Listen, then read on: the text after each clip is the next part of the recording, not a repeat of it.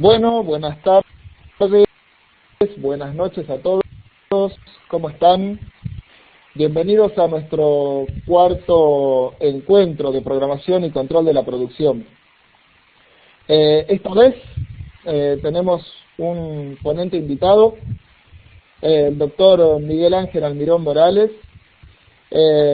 Miguel es abogado, tiene un MBA con la Universidad Tecnológica Nacional, él es argentino, es coach ontológico y, bueno, además de ser gerente de recursos humanos y relaciones comunitarias en la minera Exar, es consultor y trabaja con distintas empresas en el ámbito de coaching a nivel directivo, ¿sí? Coaching en habilidades directivas, en liderazgo.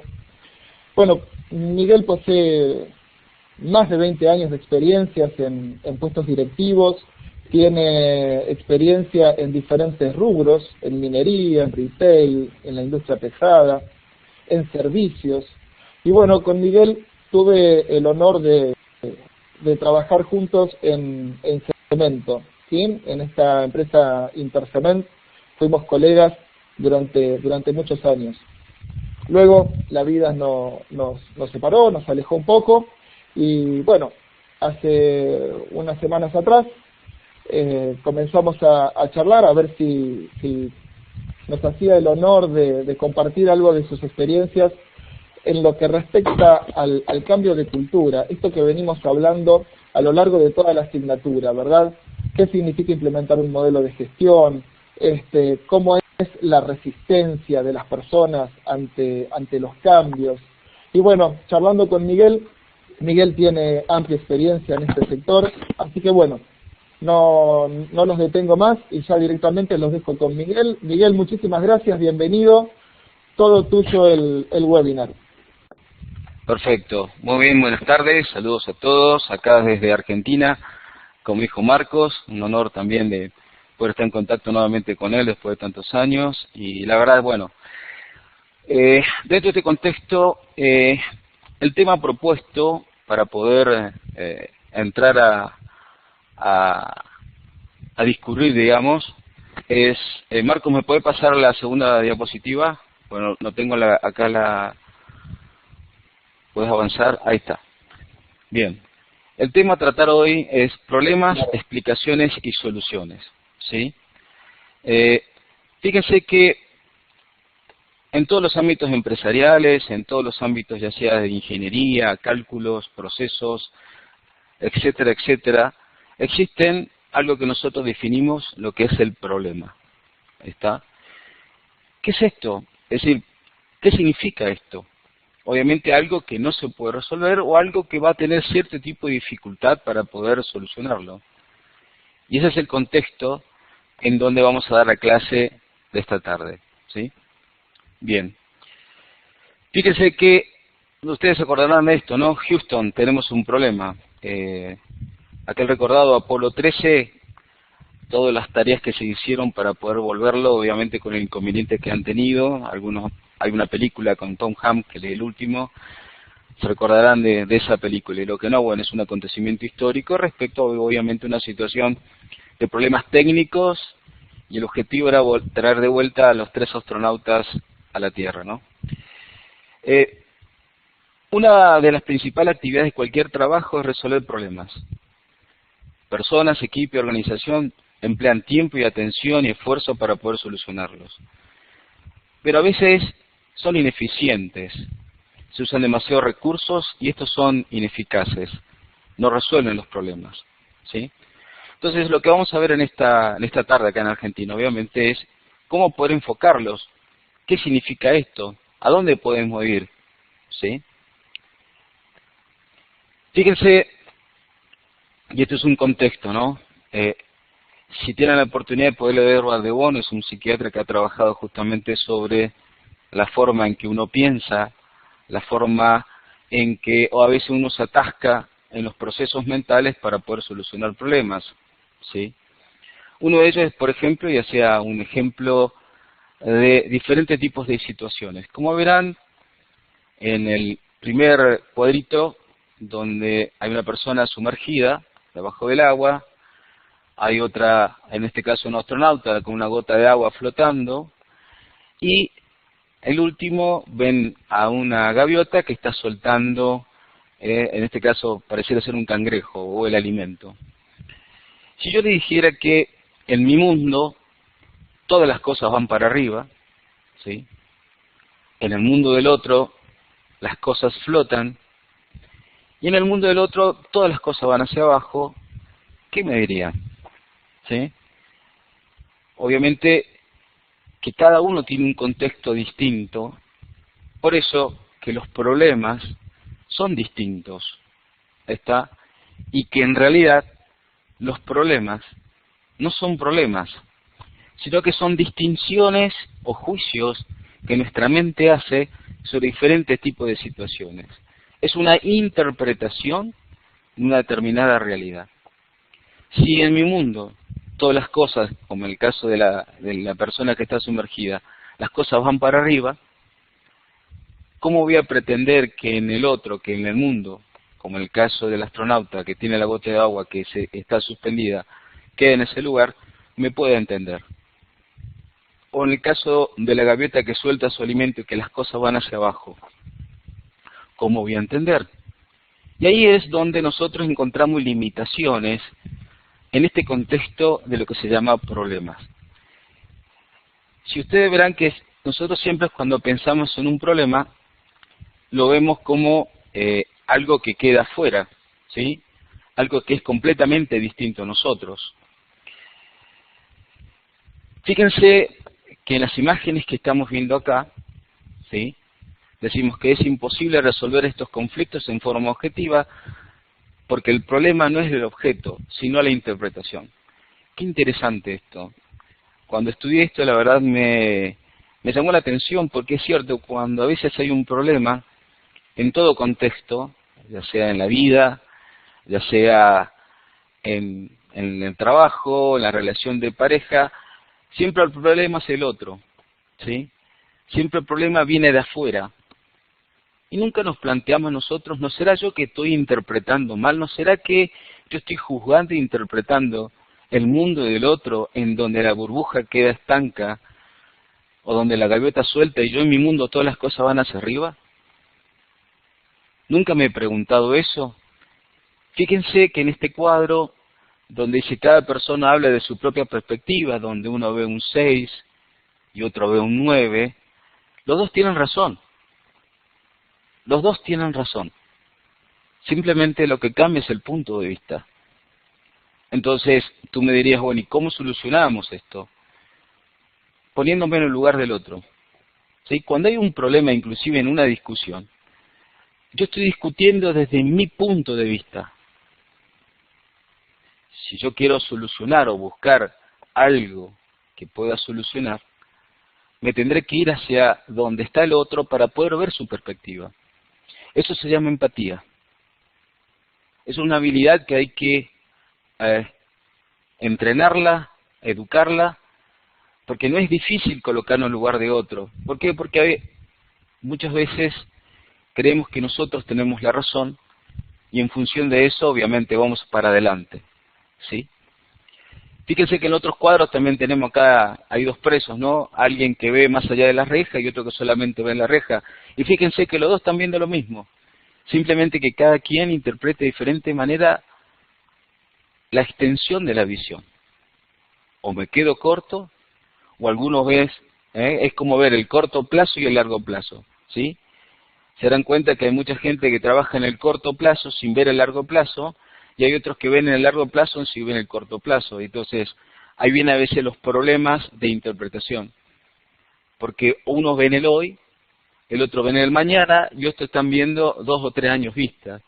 Y esto suele suceder, por ejemplo, con encontronazos, con ejecutivos que algunos están viendo el cambio del mercado, cómo va evolucionando los productos, cómo uno debe evolucionar para no quedar fuera, obviamente, de la competencia, y hay otros que solamente ven en el proceso productivo. ¿Sí? Entonces, ¿cómo nos vamos a poner de acuerdo cuando decimos, esto es un problema? Se dan cuenta que nosotros siempre vemos las cosas desde nuestro punto de vista. Y esto tiene que ver con lo que es el mapa y el territorio, ¿sí? El mapa, ¿sí?, es la interpretación de lo que es el territorio. Fíjense bien, una cosa es el territorio, el mapa es la interpretación del territorio, ¿sí? Obviamente cuando yo tengo un mapa, no es el territorio, es la interpretación, es decir, hubo un cartógrafo que interpretó en función de algunas convenciones físicas, geológicas, para poder plasmarla en un plano. Pero es una interpretación, no es el territorio. ¿Qué sucede? A veces con nuestra interpretación nos quedamos con el mapa. De hecho, todos crecemos en una familia, los que tuvimos suerte de tener familia, los que tuvimos suerte de poder estudiar, nos condicionaron. El mismo estudio nos condiciona a pensar de tal o cual manera. De hecho, nos dan interpretaciones de algunos autores y fíjense, no nos enseñan a tener nuestra propia interpretación de las cosas. Por así decirlo, en esta tarde, en el cual también me incluyo, todos venimos con nuestros mapas, no con el territorio. Es decir, alguien de afuera nos dijo cómo era la realidad. Siempre cuando trabajo con coaching, ¿no?, les pregunto, ¿cómo es la Tierra? Y todos me dicen redonda, algunos ovalada, ¿sí? Ajá. Y les pregunto, ¿no?, ¿alguna vez ustedes han visto la Tierra? Y todo en silencio, obviamente, ¿no? Como espero que ustedes también estén haciendo esa pregunta, ¿alguna vez vieron la Tierra ustedes? ¿O alguien les dijo que era redonda? De ahí viene el contexto. La elaboración mental que tengo es porque otro me dijo que era de esa forma. ¿Y si no es? ¿Y si es plana, como decían antes los antiguos? ¿Y si fuera así? ¿Y si todos estuvieran equivocados? Pero cierto, eso también sería locura, ¿no? Y para no volvernos locos, alguien nos dice que las cosas son de tal o cual forma. Sucede con los gobiernos, sucede con las religiones, sucede en todo ese contexto. Y cada uno, con su mapa, interpreta qué camino seguir para solucionar el problema. Fíjense que eso ya es un problema en sí, nuestra ineptitud, por así decirlo, de poder ver un poco más allá, ¿sí? Entonces, simplemente para ponerlo en la palestra y para que podamos reflexionar. Y acá algo interesante, ¿eh? No vemos al mundo como es, lo vemos como somos. Todo lo que he dicho tiene que ver con esto, ¿sí? ¿Y cómo somos? Esa es la gran pregunta. Y desde el coaching, nosotros siempre vemos que tiene que ver con todas las cosas, con los cassettes que nos han colocado en nuestra mente. Todos los procesos, la forma cognitiva, la forma de entender las cosas a través de la educación, nos formatearon. Y eso es lo que somos. Y obviamente, al igual que el dibujo, ¿no?, solamente vamos a ver el mundo como somos, no como es. ¿Saben por qué? Porque como es, o como son las cosas, tenemos ciertas dificultades, porque no la vamos a poder ver como son realmente, porque tenemos nuestros filtros. Al ejemplo del mapa, al ejemplo del territorio. Lo mismo tiene que ver, no sé si se acordarán de la ley seca en Estados Unidos, ¿sí?, donde se prohibía totalmente la ingesta de alcohol por considerar que era una bebida que hacía perder a los hombres y obviamente que iba en contra de los designios de Dios. Trataron de prohibirla en Estados Unidos, ¿y qué sucedió? Es decir, alguien dijo, este es mi mapa, no voy a ir por el territorio, sino por mi mapa. En vez de estudiar las consecuencias, obviamente, del por qué existe alcoholismo, por ejemplo, o por qué la gente toma, dijeron directamente prohibirlo. Es decir, agarro mi mapa para poder orientar y forzar al territorio. Fíjense, y lo decía Marturana, que es un biólogo chileno, que ha estudiado justamente los procesos cognitivos, es muy interesante, en donde a veces, y esto hablo en este contexto, ¿no? Obviamente entiendo que hay mucha gente que son ingenieros o que tienen una especialidad técnica, obviamente por eso están haciendo este posgrado, ¿no? Queremos forzar la realidad a través de instrumentos interpretativos nuestros. Y creemos que eso es la verdad. Creemos lo que está numerado o medido, ¿sí?, es la verdad absoluta. Y hay un contexto ahí. Porque esa verdad está en función de un sistema de subsistemas que condicionan una determinada consecuencia que da determinados resultados. Porque si yo le digo, sacamos la física de la Tierra y vayamos con los mismos cálculos al espacio, va a ser completamente distinta la realidad. ¿Sí?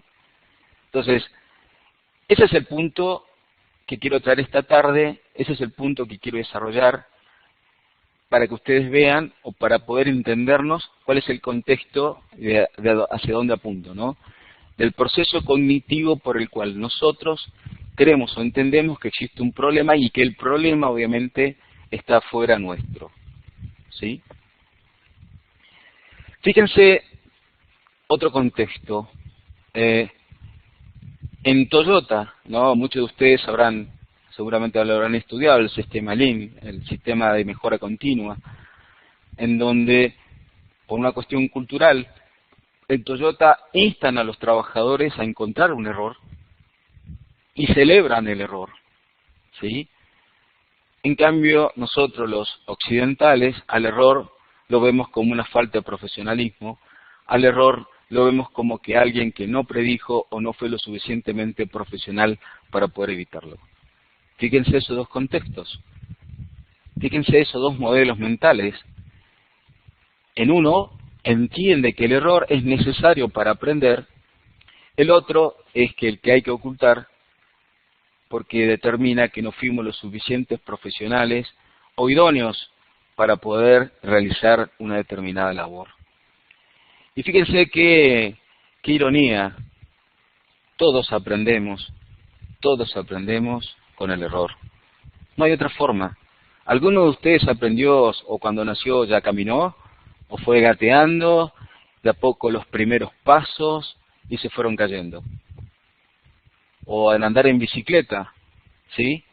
Fíjense qué ironía, ¿no? En cuanto a la forma de encarar un contexto que hace que sea necesario para el aprendizaje. El error cero, el Toyota no existe. De hecho, existen errores, pero ¿qué es lo que sucede? Es una filosofía en donde invitan a todas las personas justamente a eso, a detectar y encontrar los errores, porque esa es la fuente de la mejora. Nada se mejora, ¿sí?, si antes no se sabe que puede fallar. Si yo supiera que todo es perfecto, o lo diseño de esa forma, ¿por qué habría que fallar? Deberíamos quitar del diccionario lo que se llaman los fallos, ¿sí? Entonces, quería traer esto a colación porque, obviamente, en un contexto mental oriental, mi contexto mental me dice que el error es necesario encontrarlo para poder mejorar un sistema. En cambio, en el contexto occidental, en mi mente, el error lo tengo que ocultar, porque de lo contrario me van a echar, me van a despedir, o va a ser una deshonra, obviamente, para mi profesión. Y claro está, y por experiencia que tenemos junto con Marcos, ¿no?, en haber trabajado en una fábrica de cemento, en donde los errores que se ocultan, por miedo justamente a ser sancionados o despedidos, causan mayores problemas. Justamente por nuestra cultura del castigo. Simplemente para poder entender y comprender que los esquemas mentales son los que definen los errores. Porque el problema, si bien existe como tal, porque nosotros decimos algo es un problema, fíjense que tendemos a decir que es un error, ¿sí?, es un objeto que está fuera nuestro. Está fuera nuestro el problema. Cuando tal vez, y lo que estoy tratando de fundamentar, es mi interpretación la que origina eso. Y aquí En esta nueva diapositiva vemos que nos enfocamos en el problema o en la solución. Muchas veces, por ejemplo, si yo me enfoco en el problema, ¿sí?, no voy a poder salir de ese esquema mental, porque mi esquema mental dice que eso es un problema. Ahora, si yo me enfoco en la solución o en las posibles soluciones, puede ser que tenga una respuesta. ¿Y cuál es el tema? Que nos enseñan en la universidad, nos enseñan en los cursos que tomamos. ¿Se acuerdan de la espina de pescado, por ejemplo? ¿Sí? Donde nosotros tenemos que ir viendo diferentes hechos que afectan al proceso y que afectan obviamente al resultado, para ir a ver cuál es el problema primigenio o el que está obviamente introduciendo en el proceso para que no nos dé el resultado deseado. Pero eso sucede en un determinado contexto. Si bien existe algo sistémico que me ayuda a poder entenderlo o para poder comprender cuál es el origen, a su vez existen otros subsistemas que no lo estamos viendo. ¿Sí? Por eso, ¿y cuál es el tema? Que como una vez a mí me resultó realizar este proceso cognitivo para solucionar un problema, vuelvo a repetir el mismo proceso y me enojo cuando no me da el mismo resultado. ¿Saben por qué? Porque cambió el contexto. Cuando cambia el contexto, ¿sí?, lo que yo he aprendido como posibilidad o interpretación de solución ya no me sirve. Y eso sucede, por ejemplo, en el mercadeo, la forma de comercializar los productos. ¿Sí? Hace 10 años se ha comercializado de una forma, hoy es completamente distinto. Imagínense si yo voy a encarar un problema de mercadeo con el concepto mental de hace 10 años, con el de ahora, y estoy perdido. Probablemente ya fuera del mercado. Entonces, ¿cómo puedo salir de esta encrucijada? ¿Sí? ¿Cómo voy a dar un paso hacia adelante? Y eso tiene que ver con un aspecto de lo que se llama, ¿no?, el círculo, ¿sí?, de un determinado proceso. ¿Sí? Fíjense, desde el coaching tenemos, no solamente desde el coaching, sino que esto es lo que se llama un proceso educativo o cognitivo, el cual todos estamos subsumidos porque somos producto de un sistema educativo. Lamentablemente, esto es así. No podemos escapar de esta realidad. Entonces, partimos de una creencia, ¿sí? Creemos que ciertas cosas, y en función de esa creencia, acciono. ¿Sí? Y de esa acción me da un determinado resultado, y como dio ese resultado, lo programo para que esto siempre sea de esta manera. Es decir, por así decirlo, esa programación lo que hace es afianzar esa creencia en mí. Entonces, como yo creo algo, es decir, soy algo, acuérdense, vemos lo que somos, ¿sí? Por así decirlo, soy algo, esa es mi creencia, acciono de determinada manera para lograr ese tipo de resultados. ¿Y qué sucede cuando el contexto cambió? Si yo sigo con mi creencia y con mi accionar, el resultado no lo voy a obtener de la misma forma porque cambió el contexto. Cambió completamente el contexto. Entonces, si yo quiero cambiar, por así decirlo, el resultado, debo cambiar mi creencia. Es decir, yo debo cambiar. ¿Se dan cuenta que el problema no lo es tal porque a veces queremos objetivizar el problema, creyendo que está afuera, cuando el problema en sí mismo es la interpretación que yo doy a ese objeto? Es mi limitación. Fíjense, si yo les digo a ustedes cuánto es 2 por 4, obviamente rápido me dirán el resultado. Pregúntenle a un chico de 5 años cuánto es 2 por 4. Obviamente algunos genios podrán decirlo, otros ni idea. Porque no está en su mundo. ¿Sí? Fíjense que para ustedes es para venir y decir, no, esto no es un problema, obviamente porque tienen la respuesta. Porque el sistema de creencias, el sistema educativo, le ayudó, por así decirlo, a dar una determinada respuesta. Lo mismo sucede en la vida. Si yo obtengo el mismo resultado, yo siempre afianzo ¿qué cosa? Mi creencia, mi esencia. ¿Sí? Entonces, si yo quiero cambiar los resultados de un determinado problema, por así decirlo, debo cambiar yo. Yo debo cambiar mi mapa. Debo tirarlo y volver a hacer otro que me ayude a interpretar mejor el territorio, porque a veces queremos cambiar el territorio y no cambiar el mapa, es decir, nuestra creencia, o nuestra interpretación de ese territorio. Por eso siempre tenemos que estar atentos, ¿sí?, a cuando se presenta una oportunidad o situación problemática, por así decirlo, no el problema, sino una situación problemática, ¿sí? ¿Quién estoy siendo ante ese problema? Desde el coaching, fíjense, se ve al que interpreta el problema como algo que está afuera, y del coaching vemos al sujeto, qué sucede con el sujeto, o qué está sucediendo con el sujeto cuando se enfrenta a esta situación problemática. Porque obviamente si queremos ayudar a que se puedan resolver esas soluciones problemáticas, tenemos que ver lo del sujeto que lo interpreta. ¿Sí? No lo podemos ver en esta rueda de creencias, sino tenemos que ayudarlo a decir, para poder tener un resultado distinto, debes hacer otras cosas distintas. Es decir, tenés que cambiar ese ser, o tu forma de ver las cosas, o por así decirlo, cambiar tu mapa. Fíjense, me encantó este dibujo, porque dice, las cosas siguen igual en el país donde todos tienen razón. ¿Sí? No sé si conocerán a un poeta Rumi, que es un sufí. A mí me encanta este autor, porque con tan pocas palabras dice muchas cosas muy fuertes.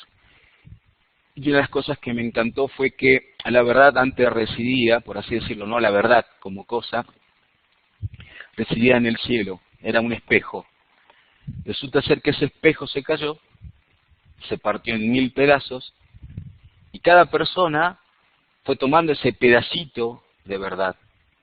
Y desde ahí que es que creemos que, como tengo ese pedacito, yo tengo la verdad. Y es así que nos enseñan ciertas cosas que son verdades que no se pueden discutir, y creemos que son así, y actuamos de esa forma. Por eso es que nosotros somos parte del problema. El sujeto que observa al objeto es parte del problema. El objeto no es el problema, somos nosotros que interpretamos ese objeto. Y lo hacemos desde un juicio. ¿Sí? Decimos que algo es bueno o algo es malo en función de un juicio. Cuando en realidad el juicio es la interpretación. ¿De qué? De una creencia. Si yo no tengo creencias, obviamente, el juicio va a ser completamente distinto. O si mis creencias religiosas me dicen que tal cosa o cual cosa es pecado, obviamente todo lo voy a ver desde ese punto de vista. Y desde ese punto de vista voy a juzgar lo que está bien y lo que está mal. ¿Sí? Fíjense, Albert Einstein, ¿no? Decía, ¿no? No podemos resolver problemas pensando de la misma manera que cuando los creamos. Qué interesante. Nada más que una verdad, por así decirlo, y permítanme tomar ese pedacito de espejo, ¿no? Y decir, es cierto. Porque nuestra interpretación de las cosas son problemas o son soluciones. Fíjense que una determinada situación, ¿sí? Si existiera un tornado como los que hace poco han existido y azotaron las costas norteamericanas, para un meteorólogo es sensacional, porque es la oportunidad de poder estudiar, obviamente, el comportamiento de un determinado huracán, ¿sí? Le da datos científicos, le dan datos de velocidad del viento, puede predecir inclusive el rumbo que va a tomar o el destino que va a tener, pero para la población es una catástrofe. ¿Se dan cuenta? La interpretación que nosotros hacemos de las cosas está en función de dónde estamos parados, como en las figuras anteriores, o es un 6 o es un 9. ¿Y esto a mí qué me permite? ¿Y de qué me sirve esto? ¿Sabe qué me sirve? De poder ayudarme a mí mismo, a colocarme en el lugar del otro, a hacer empatía, hacer empatía. Es decir, me salgo de mi espejo, de ese pedacito de espejo que tengo, que se llama la supuesta verdad que tengo, me coloco en el lugar del otro para ver, a ver, ¿qué es lo que estás viendo vos? Vamos a interpretar el objeto que estamos viendo desde nuestros juicios. Ahora, decime, ¿por qué es de tus juicios? ¿Y eso qué hace? Que yo salga de la rueda de mi creencia. Porque eso es lo que me va a ayudar a mí a poder dar soluciones. Porque si yo me encierro diciendo que tengo la verdad, discúlpeme, en el mundo trabajamos en equipo, nadie puede trabajar solo, a no ser que sea un científico como Einstein, ¿sí? Ahí está. No voy a poder escuchar a los otros. Voy a creer que solamente yo tengo la verdad, y nada más que la verdad. Y este es el problema, este es el gran inconveniente, ¿sí? Bien, fíjense, y esto es algo que quise traerlo a colación, es algo que a mí me maravilló la primera vez que lo pude leer, porque estudiarlo e interpretarlo, armar, por así decirlo, mi propio mapa, que dicho sea de paso siempre trato de cuestionarlo, no cuestiono el territorio, sino me cuestiono a mí mismo, ¿qué me pasa a mí cuando algo me afecta? ¿Sí? Me estudio a mí mismo, eso se llama en coaching cambiar el observador, ¿sí? Cuando tengo un observador, me estoy viendo a mí en el proceso, me estoy dando cuenta cuántas veces quiero forzar el territorio para que pueda caber en mi mapa. Y aquí tenemos 4 procesos o 4 instancias del conocimiento, ¿sí? Fíjense, en amarillo que dice ciego, ¿sí? Ahí no sé qué sé. Directamente no sé qué sé. Y en este contexto podemos hacer mucho daño a mucha gente. Porque no sé qué sé. ¿Sí? En cambio, cuando alguien, algún docente, una determinada situación en la vida, me da a entender algo, me sale de esa oscuridad, por así decirlo, paso a ser ignorante. Es decir, sé que no sé. Y esto tiene que ver con nuestra cultura en cuanto al problema, por ejemplo. Si yo algo no lo sé, lo tengo que decir. Discúlpame, yo este tema no lo conozco, no lo sé. Ser honesto con uno mismo. Y te doy gracias porque lo trajiste a colación y me ayudaste en este proceso de ignorancia, porque de esta forma me di cuenta que no lo sabía, porque no lo tenía registrado, y con esto me das la pauta de que me estás ayudando a darme cuenta de algo que no sabía que existía. ¿Sí? Y ahí entro en lo que se llama la ignorancia. ¿Sí? Y es el mejor estado, por así decirlo, y lo hablo desde mi mapa, declararse ignorante de algo porque da lugar al conocimiento. Porque si yo creo que lo sé todo, no puede entrar más conocimientos.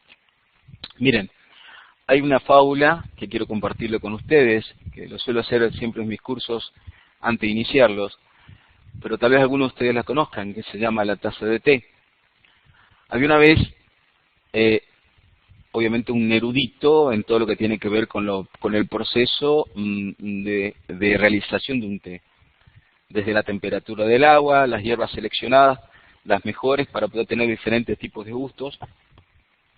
Había recorrido el mundo, había probado diferentes tipos de tés y diferentes tipos de procesos, y nadie conocía de té más que él. Hasta que alguien le dice, mira, en en las montañas existe un monje que está acostumbrado a ser el mejor té del mundo. Y decían, no, no puede ser, nadie conoce más que yo, nadie puede saber más que yo. Y obviamente emprende un viaje para poder encontrarle al maestro. Cuando llega hasta el lugar donde estaba el maestro, lo recibe, se sienta obviamente el erudito diciendo, mire maestro, yo he recorrido el mundo, he ido por este lado, por otro lado he probado diferentes tipos de tés, diferentes tipos de procesos, y mientras hablaba el erudito, el maestro empezó a servir el té. Hasta un punto donde se da cuenta, en este caso el erudito, que el maestro empieza a llenar la taza y empieza a desbordarla. Y el erudito dice, pero maestro, estás desperdiciando un excelente té. Así estás tú. Estás lleno. Y si estás lleno de ti mismo, no puede caber nada adentro. Por eso, les invito en esta tarde a vaciarnos de todo lo que nosotros sabemos como soluciones de problemas, para poder abrirnos a otro proceso interesantísimo que es de la ignorancia, de declararnos ignorantes en cosas que no sabemos, porque damos lugar al aprendizaje, ¿sí? Y después, obviamente, del ignorante, cuando empiezo a trabajar, cuando empiezo a estudiar, me convierto en diestro, ¿sí? Y después, obviamente, de muchas horas de ser diestro, me convierto en experto, que es la conclusión del círculo, obviamente, de estas cuatro etapas. Fíjense que, pero aún así, aunque sea experto en algo, siempre en algo, en algún rincón de nuestros conocimientos o saberes, somos ciegos. Y es esa ceguera, ¿sí?, la que no nos permite ver las posibles soluciones de los problemas. Vuelvo a reiterar, porque el problema es nuestro mapa, no el territorio. ¿Sí? Bien. Y vamos a ver ahora las explicaciones tranquilizantes versus las generativas. ¿Qué tiene que ver esto? A un determinado problema, ¿sí?,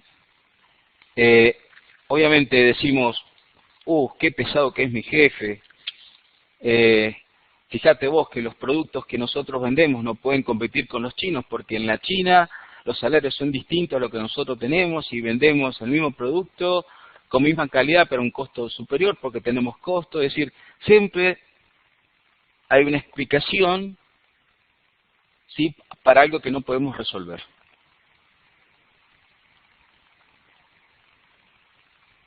Y fíjense que en estas explicaciones, por eso digo explicaciones tranquilizantes, ¿no? Errar es humano, dice, pero echar la culpa al otro es más humano todavía, ¿sí? O, por ejemplo, en la figura de abajo donde está los lapicitos, ¿no?, donde echamos la culpa al otro, el lápiz azul que ha escrito obviamente en la pared. Esas son explicaciones tranquilizantes, siempre la culpa la tiene el otro. ¿Y qué decimos? Como es el otro, o el problema está afuera, yo no soy porque yo lo interpreto, lo sé todo, soy como el erudito, ¿sí? Las soluciones, o los problemas, mejor dicho, son responsables los de afuera, no yo. Eso se llama explicaciones tranquilizantes, pero también el rol de la víctima, ¿sí? ¿Qué es lo que hacemos ahí? Nos victimizamos. Decimos que los culpables son otros, no nosotros, ¿sí? En cambio, una explicación generativa ayuda a quien explica a responder ante una determinada situación, ¿sí?, que obviamente esa situación no está acorde con el interés que tiene él, pero ¿qué significa? Que se da cuenta de que él es parte del problema y que si no genera algo, o sea, si no cambia su forma de pensar o su creencia, va a accionar en el mismo sentido y el problema no se va a solucionar. Entonces, por así decirlo, las explicativas o las tranquilizantes, ¿sí?, solamente buscan excusar o dar respuestas a un rol de víctima. Lo de afuera son los responsables, no yo.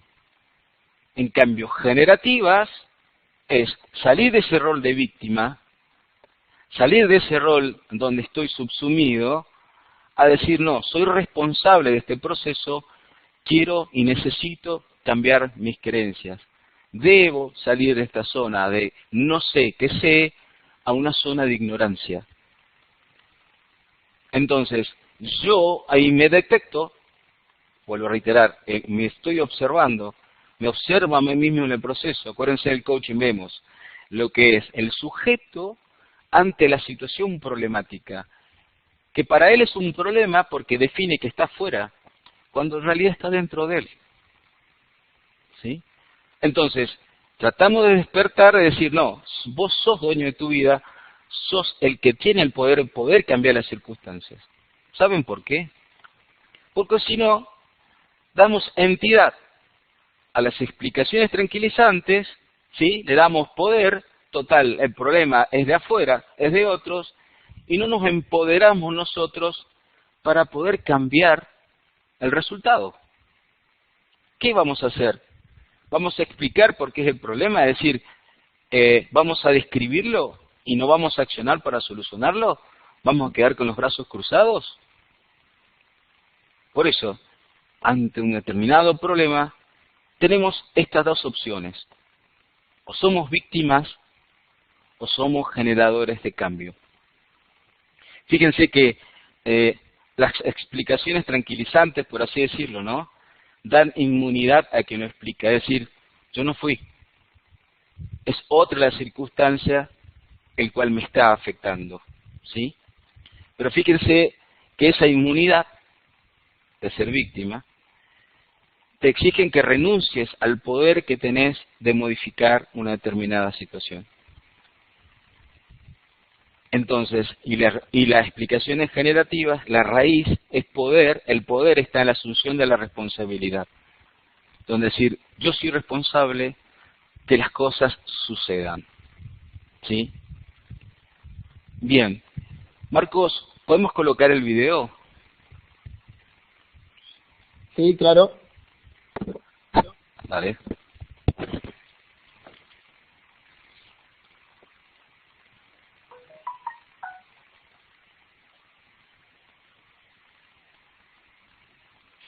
Tu negocio necesita un video explicativo. ¿Por qué no hacerlo tú mismo? Solo ve a rawshorts.com y elige la plantilla adecuada para tu negocio y personalidad. No necesitas conocimiento.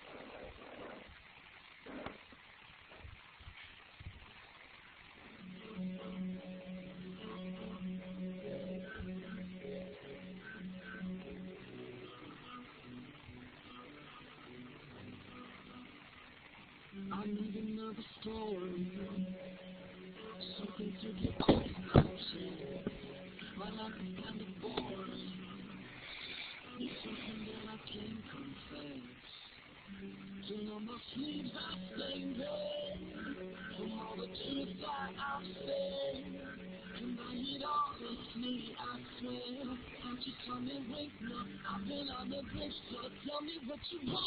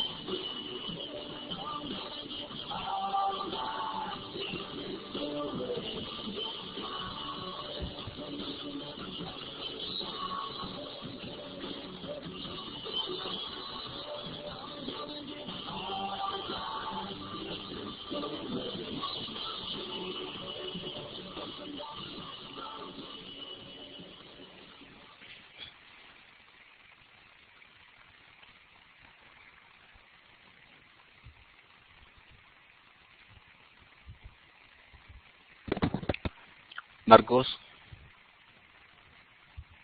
Perfecto, terminaron todos de verlo.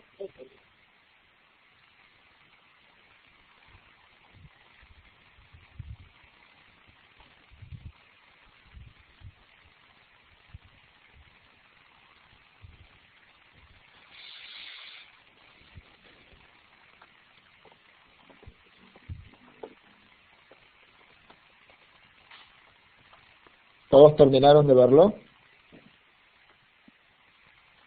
Perfecto. Bien, Miguel, todo tuyo. Muy bien. Simplemente, para ir terminando, me llamó una reflexión este video porque, obviamente, si a mí me da una barra de jabón y un cuchillo, podría hacer dos cosas. Uno, bañarme con el jabón y con el cuchillo cortar una naranja para comerla, ¿no? En cambio, un artista no ve el jabón, ve las cosas que hay dentro, el arte que está dentro de ese jabón. Pero para poder lograr obtener la belleza de una pieza u obra de arte, tiene que remover muchas cosas, ¿sí? De esa misma manera, le invito esta tarde, con todo lo dicho, ¿no? Que dejarle más dudas, obviamente, más inquietudes que verdades, porque, vuelvo a reiterar, lo hablo desde mi mapa, desde mi pedacito de espejo, que interpreta ciertas cosas, que pueden entender que dentro de ustedes hay una inmensa cantidad de posibilidades, de resultados, de forma de ver, de forma de entender. No solamente en ustedes, sino también espero que puedan ver la obra de arte en los otros. Muchas gracias por su atención, muchas gracias por permitirme compartir este pequeño espejo, este pequeño mapa, al menos desde mi punto de vista. Muchas gracias.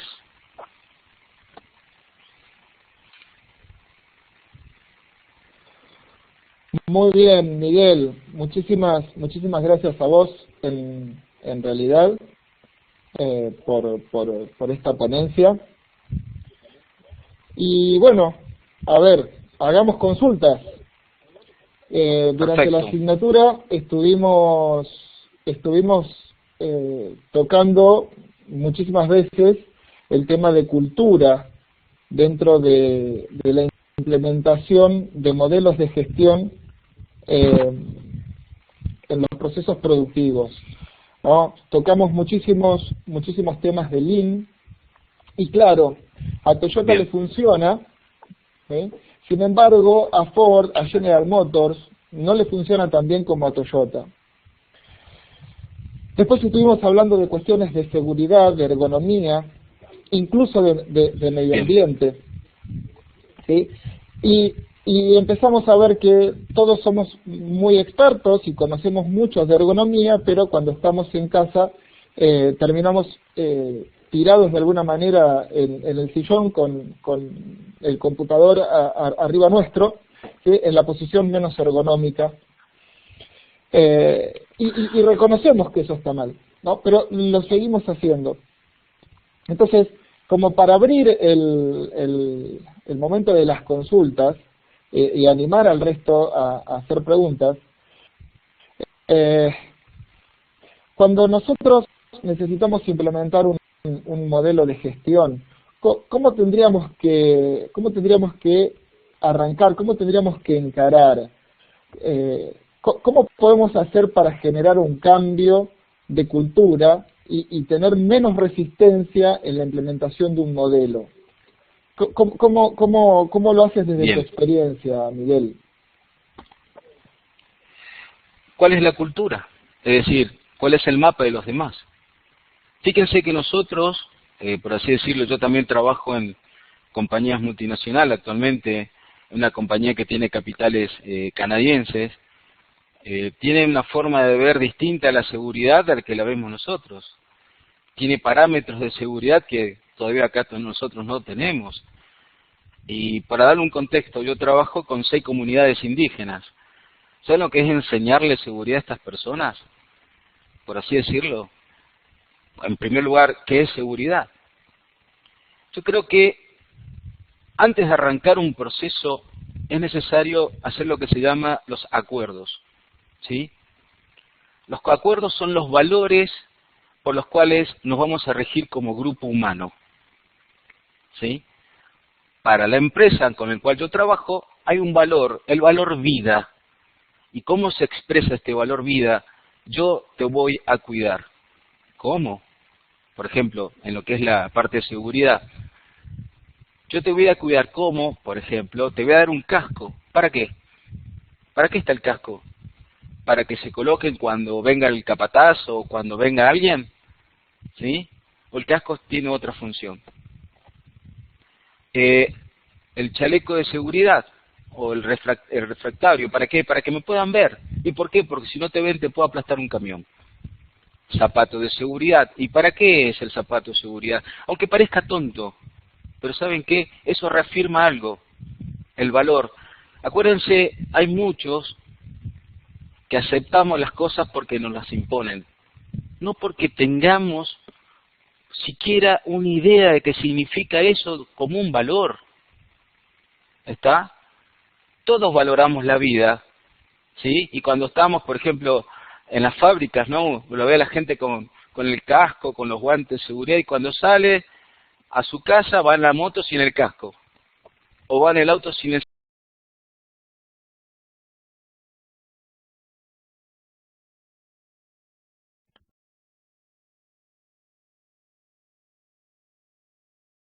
Hola, hola. Lo perdimos a Miguel, o me perdí yo,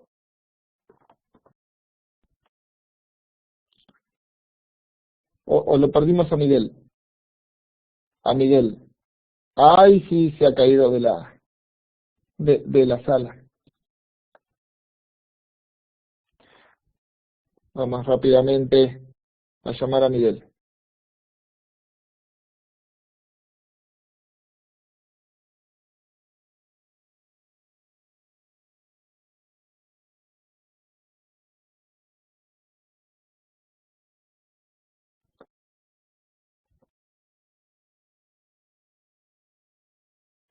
A ver si podemos recuperarlo.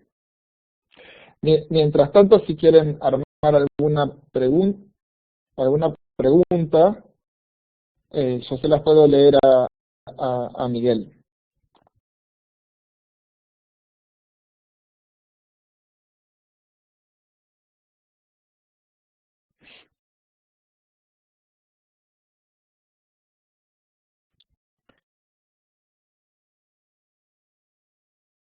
Vamos a ver si lo podemos recuperar.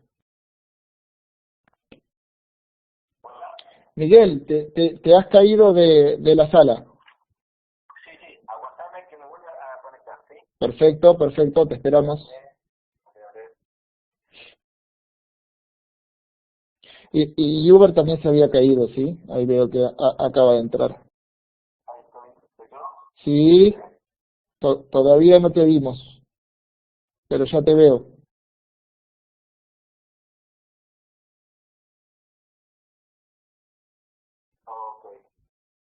¿Ahí me escuchás? No por el webinar, solo por el Bien, teléfono. bien, bien, bien. Por el webinar me escuchan entonces. Ahora Dale. sí, Ahora perfecto. sí. Bien, disculpen a las conexiones, Perfecto. todavía son inestables. Perfecto. Para retomar la idea de decir, ¿por qué en otro lugar funciona? Y fíjense que nosotros, hablo desde el punto de vista de Latinoamérica, ¿no? ¿Por qué copiamos cosas que funcionan en otro? Porque, otra vez vuelvo a reiterar, la creencia hace accionar para determinar ciertos resultados y como resultó en otros lados, creemos que en otro universo, como funcionó en un universo donde las cosas, estoy debajo del agua, ¿no? Van para arriba, creen que va a funcionar en el universo de las gotas que flotan en el espacio. Así somos, es nuestra forma de pensar. No es que esté mal, sino simplemente es que nuestro esquema mental es la que quiere forzar a ese tipo de cosas. Ahora ustedes me dirán, perfecto, pero la compañía me impone esto, ¿qué escape tengo? Ese es el desafío. Ahí está la creatividad. ¿Qué haría yo? Haría lo que se llama el consenso. ¿Y qué significa consenso? Señores, ¿cuáles son los valores por el cual nos vamos a regir? ¿Sí? ¿Qué vamos a hacer para poder ser mejores? Ese es el desafío. Es la invitación, no como un proceso, sino como algo distinto, porque a veces queremos encasillar las cosas, encasillar a las personas, forzar el conocimiento. Por eso no dan resultados en otros lugares, porque no es la forma. Entonces yo diría, ¿qué tengo que hacer yo, simple mortal, ante esta situación? Buscar ese consenso, pero antes buscar cuáles son mis creencias, porque tal vez en el no sé qué sé, estoy tomando algo, una creencia de otro, para forzar a otros a que lo puedan creer. Y así, mis estimados, la historia nos ha demostrado que se ha destruido países, se ha destruido culturas, porque otro tenía una creencia distinta.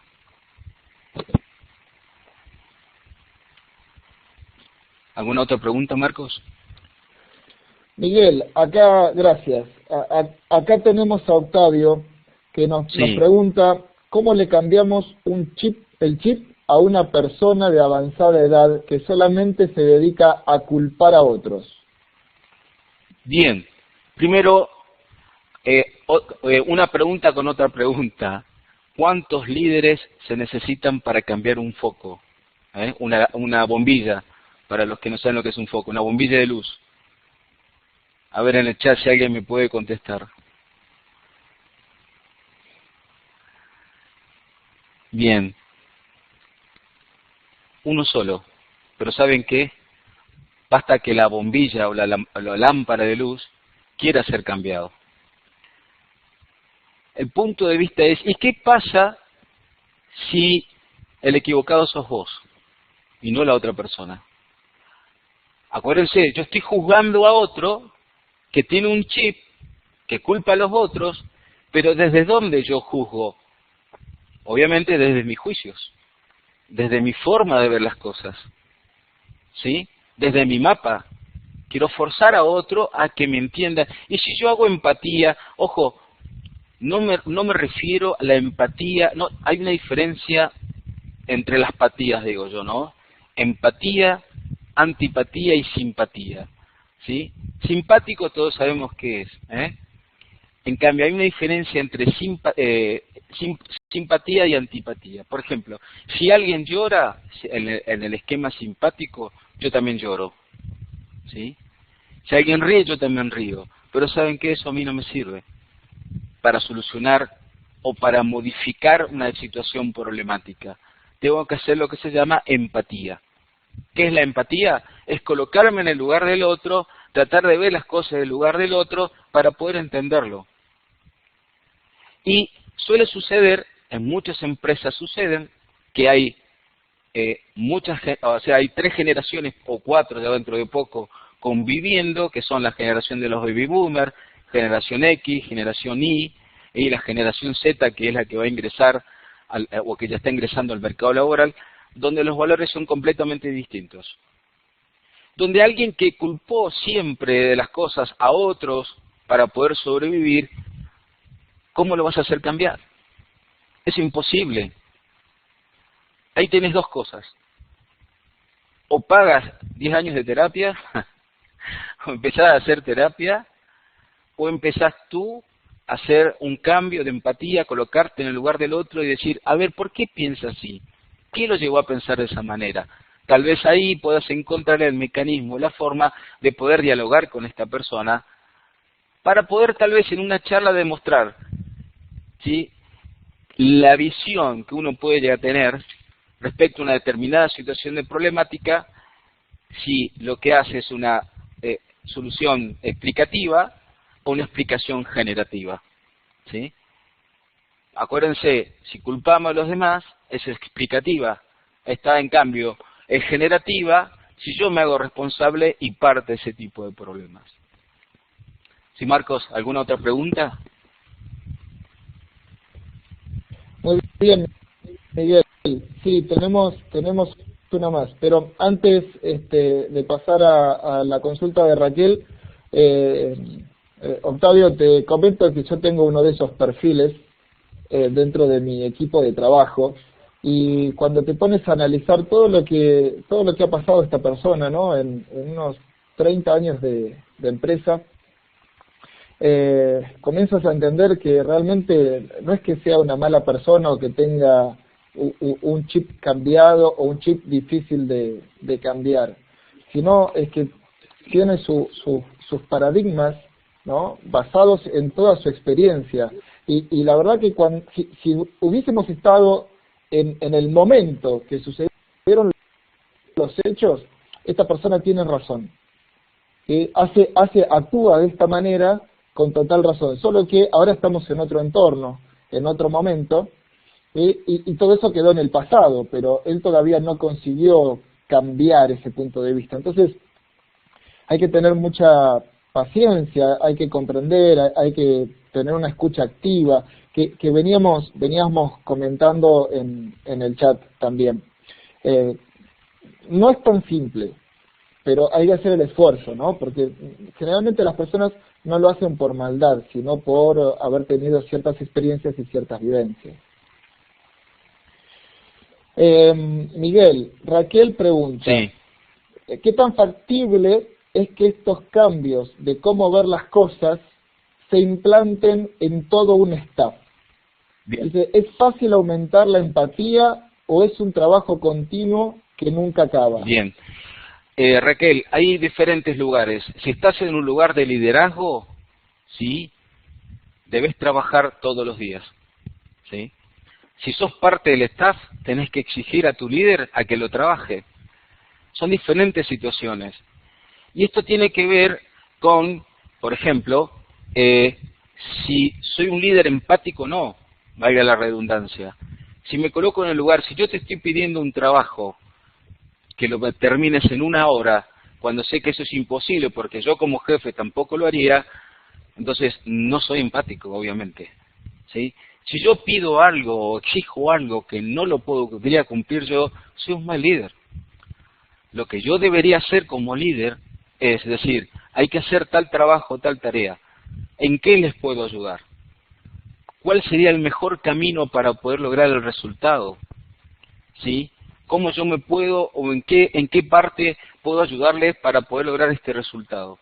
O simplemente le digo, ten este trabajo, en 1 hora lo quiero. Son situaciones distintas. Y todo cambio, todo proceso, llevan años. ¿Y saben qué, estimados? Llevan algo que nosotros en coaching decimos un quiebre.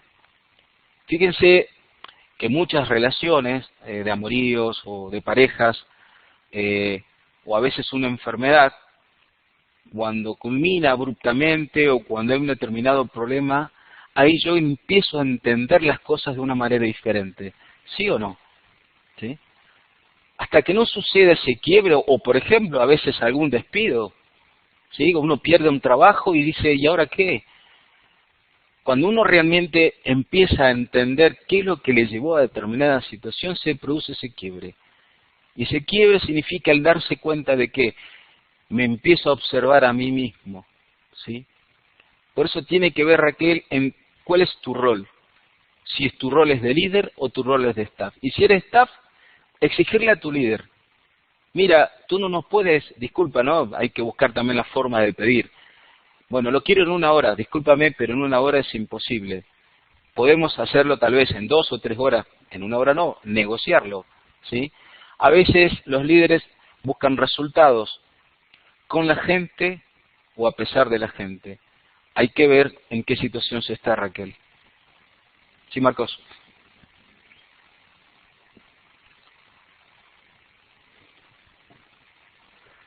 Marcos. Bueno, ¿cómo vamos? ¿Alguna otra pregunta? ¿Me oyes, Miguel? Sí. Sí, te escucho.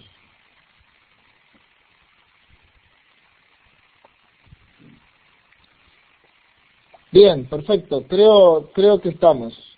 Creo que podemos ir cerrando. ¿Qué opinan?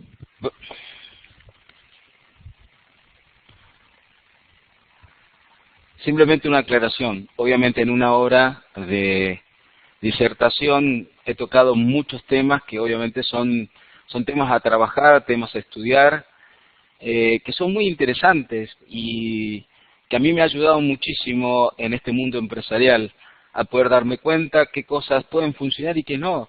Inclusive yo en el proceso verme tal vez con desconocimientos y pedir ayuda, pedir que alguien me ayude a poder interpretar las cosas y no por eso considerarme que sea menos. Y vuelvo a reiterar, ¿no? Prefiero ser ignorante toda la vida que alguien que vaya con una verdad que ya no sirve para nada. Gracias. Perfecto, Miguel. La verdad que sí, no hay una receta para esto, ¿verdad? Hay que transitarlo. Acá Octavio me pregunta, ¿algún buen libro de liderazgo que le puedas recomendar? Miren, es muy largo, pero a mí me gusta mucho, se llama Freddy Kaufman, ¿sí? Esperen a ver, le voy a escribir en el chat, me aguardan un segundito. Ahí tienen justamente, se llama Meta Management, la nueva conciencia de los negocios, ¿sí? Es un libro espectacular, tiene 3 tomos, si no tienen nada que hacer los fines de semana, los invito a leer, está muy bueno. A ver, se llama, Freddy. Yo siempre pregunto a mis alumnos, ¿no? ¿Qué hacen los fines de semana? No, me voy a casa. Bueno, ¿por qué no aprovechan a leer estos libros? Porque la verdad que les ha ayudado muchísimo. Freddy Kaufman, Meta Management, ahí está. ¿Sí?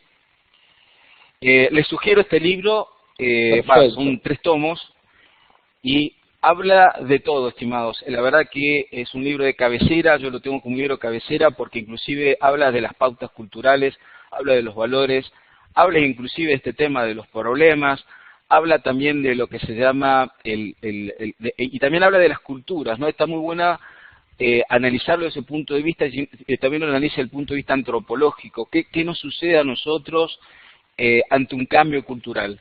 Es para poder entender, y cuando comprendamos el proceso que lleva consigo, nos va a dar más sabiduría, por lo menos salir, digo yo, de esa etapa oscura del no conocimiento, por lo menos la ignorancia, y ayudarnos a poder interpretar mejor las cosas. O mejor dicho, tal vez, después de leer estos libros, puedan armar un nuevo mapa para poder intentar recorrer un nuevo territorio.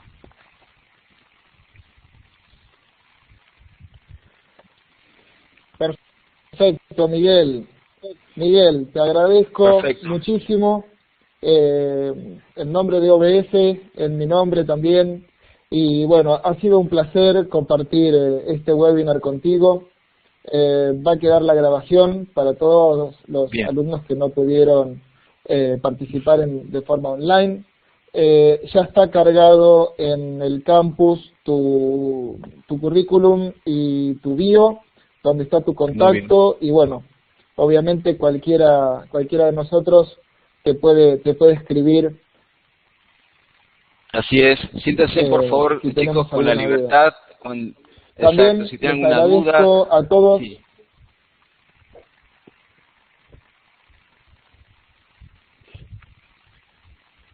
Sí, Marcos.